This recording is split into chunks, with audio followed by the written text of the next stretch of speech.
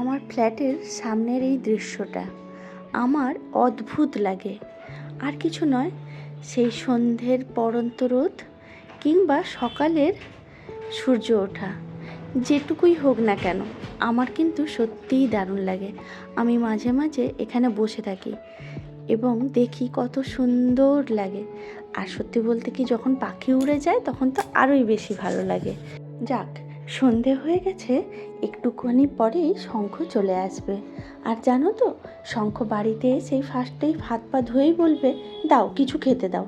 আর তখন যদি আমি কিছু ওকে না দিতে পারি না, আমার নিজেরই খুব মন খারাপ হয়ে যায়। তাই আমি চেষ্টা করি কিছু না কিছু বানিয়ে রাখতে। যাই হোক, তো আজকে তেমন কিছু বানাবার ছিল না, সিমুইটা ঘরে ছিল, তাই ওর জন্য গুড় দিয়ে সিমুই বানিয়ে দিচ্ছি। আর ও সিমুই খেতে খুব ভালোবাসে, সঙ্গে আমিও, কিন্তু আমার মেয়ে জানি একটু মুখে তুলবে না। যাকগে, তোমরা সবাই ভালো থেকো, পরে আবার কথা হবে, টাটা।